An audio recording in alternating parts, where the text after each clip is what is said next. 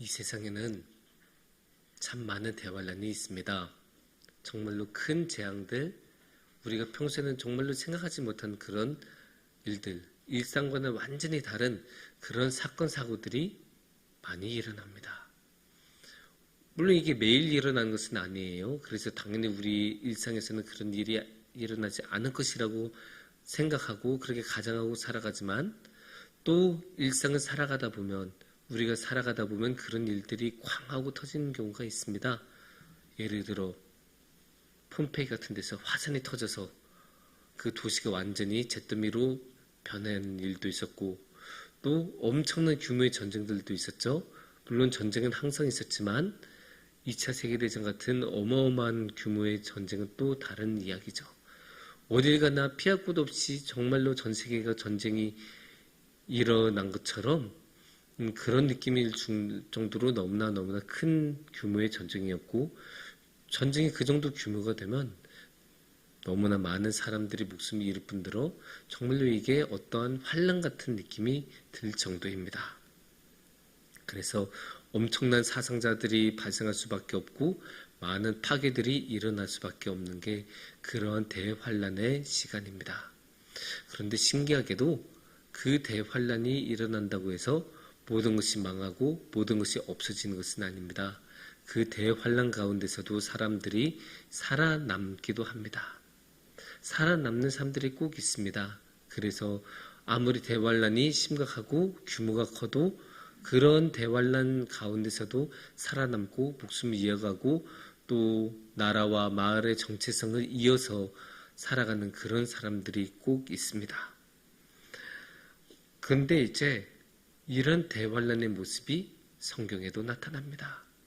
그리고 성경에서도 그런 대환란에서 살아남은 사람들이 있습니다. 그런데 중요한 것은 그렇게 살아남을 때는 다 이유가 있습니다.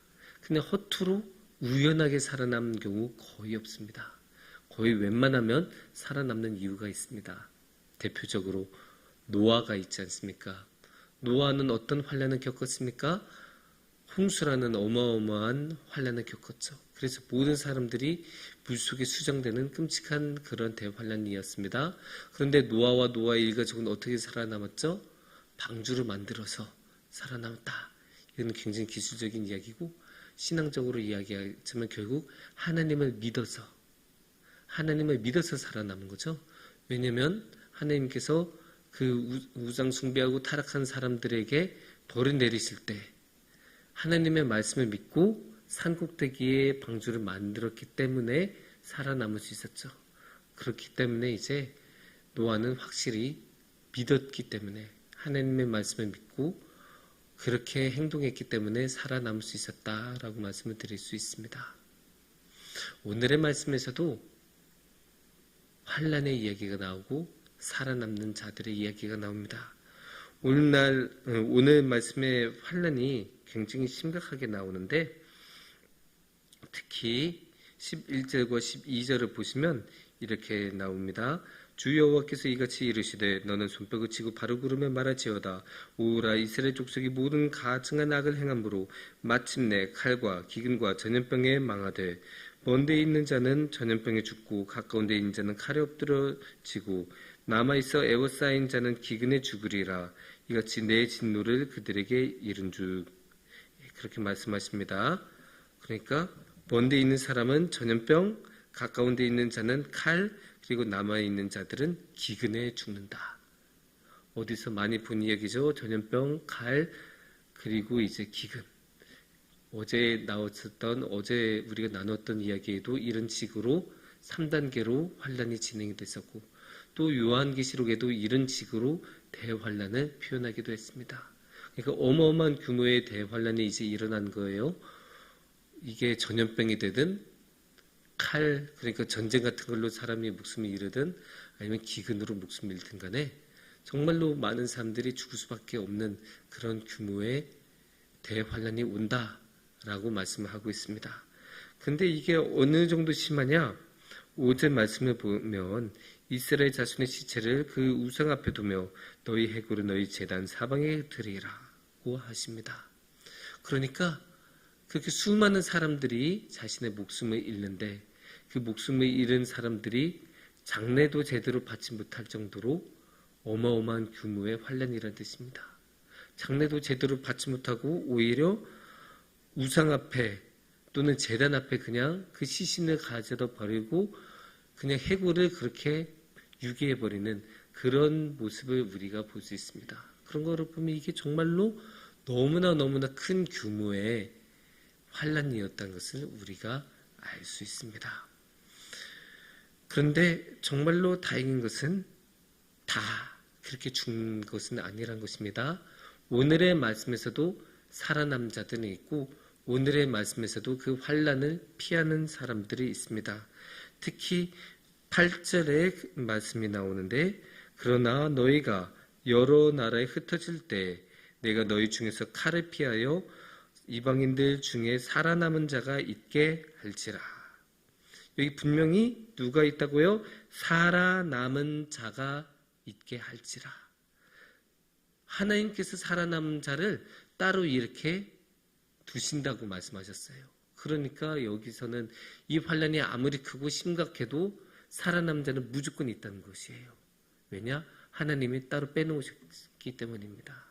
따로 살아남은 자가 있다고 보증해 주시기 때문입니다. 그렇게 살아남은 자가 있습니다. 그러면 여기서 이렇게 살아남으려면 어떻게 해야 될까요? 이 대환란을 피하고 살아남은 자에 속해지려면 어떻게 할까요? 그러려면 일단 우선 환란의 성격부터 알아야 됩니다. 왜 환란이 일어난지 알아야 됩니다. 우리가 일상에서도 그런 재앙과 환란을 만났을 때 그때 우리 재빠르게 원인을 알아내야죠. 그러니까 화산이 팡 하고 터지면 서쪽에서 화산이 터졌구나. 그러면 이제 동쪽으로 도망가야겠다. 이렇게 계산이 서야 당연히 살아남을 수 있는, 생존할 수 있는 확률이 높아지지 않겠습니까? 이번에도 참 많은 비가 내렸는데 그렇게 비가 집중호우 내리면 당연히 비라는 어마어마한 어려움이, 이 폭우라는 어려움이 온구나. 그러면 어떻게 해야 돼요? 당연히 높은 곳으로 올라가야죠. 비 피해를 덜 입을 만한 곳, 그래도 목숨을 거둘 수 있는 곳을 찾아서 높은 곳으로 올라가야죠. 그렇기 때문에 이 원인을 알아내는 것은 너무나 중요한데 그 원인이 오늘의 말씀에서는 어떻게 나오냐면 9절 말씀을 보면 우리가 알 수 있습니다. 너희 중에서 살아남은 자가 사로잡혀 이방인들 중에 있어서 나를 기억하되 그들이 음란한 마음으로 나를 떠나고 음란한 눈으로 우상을 섬겨 나를 근심하게 한 것을 기억하고 스스로 한탄하리니 이는 그 모든 가증한 일로 악을 행하였음이라. 여기 보면 뭐라고 나옵니까? 모든 가증한 일로 악을 행하였다. 이유는 그러니까 이스라엘 백성이 가증한 일을 행하였다. 많은 악을 행하였다가 이제 원인이에요. 그게 핵심적인 원인이고 그게 구체적으로 어떻게 나타나냐면 그게 음란한 마음으로 나를 떠나고 음란한 눈으로 우상을 섬겼다. 그러니까 쉽게 말해서 이스라엘 백성이 우상 숭배를 했기 때문에 하나님을 버리고 우상 앞으로 가서 우상을 섬겼기 때문에 이 모든 환란이 일어난 거예요. 그게 환란의 이유이고 원인이에요. 그렇게 우상 숭배하는 것을 하나님께서 가증하게 여기셨고 그래서 환란으로 그 이스라엘 백성을 치신 것이라고 이해하시면 되겠습니다. 그래서 그런 모습이 계속 나옵니다. 4절에서도 보면 너희 우상 앞에 엎드려지게 할 것이라. 분향제단은 깨뜨려질 거고 우상 앞에 엎드려질 것이다. 이 분향제단, 우상 다 같은 선에 있는 거고 또 6절에서 다시 한번 나옵니다. 내가 너희가 거주하는 모든 성읍이 사막이 되게 하며 산당을 황폐하게 하리니 이는 너희 제단이 깨어지고 황폐하며 너희 우상들이 깨어져 없어지며 너희 분향제단들이 찍히며 너희가 만든 것이 폐해지며. 여기서도 산당이 황폐해지고 제단이 깨어지고, 그러니까 우상에게 그렇게 숭배를 하고 예배를 드리던 그런 제단이 깨어질 것이다. 분향제단도 내가 다 없앨 것이다. 산당 다 없앨 것이다. 왜냐? 거기서 우상 숭배를 했기 때문이다. 그렇게 하나님께서 말씀하십니다. 13절도 똑같이 그 우상들 사이에 제단 사방에 각 높은 고개 위에 그렇게 모든 가증한 일을 행했다고 하십니다. 그래서 그 우상에게 분향하던 곳에 있으리니 다 이렇게 우상을 숭배하던 곳이 이렇게 많아요. 그만큼 우상 숭배하던 죄가 만연했던 것이고 하나님께서는 이제 그것을 더 이상 용인하지 않으시고 환란으로 치시겠다고 합니다. 그러면 이스라엘 백성들은 어떻게 해야겠어요? 당연히 우상 숭배를 하면 안 되겠죠. 마음을 돌이키고 우상 숭배를 하지 않고 하나님 앞으로 돌아와서 하나님만 믿고 기도하고 찬양하고 예배드려야 합니다. 그렇게 하나님께서 원하시는 일이고 당연히 해야 하는 일이죠. 그래서 이렇게 우상 숭배에서 돌아온 다음에는 어떻게 해야 되는 줄 아십니까?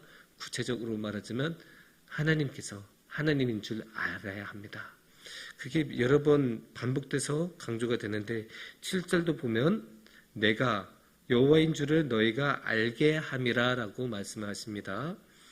또 10절에도 보시면 그때야 그들이 나를 여호와인 줄 알리라고 하시고 또 13절에도 마지막에 보시면 내가 여호와인 줄 알리라 라고 하시고 14절의 마지막에도 내가 여호와인 줄을 그들이 알리라 라고 하십니다. 14절이 되는 이 6장에서 같은 내용이 4번이나 반복되고 있습니다. 그거는 이것을 굉장히 강조하고 있다는 뜻이고 그것이 결국 이 모든 일을 하시는 이유, 이 큰 환난을 내리신 이유, 그러면서도 그 환난으로 치시면서도 살아남은 자가 있게 하라는 이유, 하나님이 하나님인 줄 알라는 거죠. 우상을 이제 그만 섬기고 하나님은 하나님인 줄 알고 하나님 앞으로 돌아오고 하나님만 섬기라라는 하나님의 분명한 메시지가 여기에 담겨 있습니다. 그래서 이제 살아남은 자는 하나님을 알아야 하고 하나님만 섬겨야 할 것입니다. 이게 이스라엘 백성들에게 한 말씀이시지만 우리에게도 똑같이 해당이 되는 말씀이죠. 우리도 이스라엘 백성만큼이나 죄를 많이 짓기 때문에 우리도 그렇게 죄악에 빠지고 멸망할 수밖에 없고 환난에 빠질 수밖에 없지만 하나님께서는 우리 중에서도 살아남은 자를 두시기 때문에 그러면 우리도 우상 숭배에서 벗어나서 하나님을 하나님인 줄 알고 하나님을 섬기며 살아가야 할 것입니다. 사랑하는 성도님들, 그렇게 우리가 항상 하나님만 바라보고 살아남은 자로서 하나님만 섬기면서 하나님과 함께하는 큰 복을 누리시기를 축원합니다. 함께 기도하겠습니다.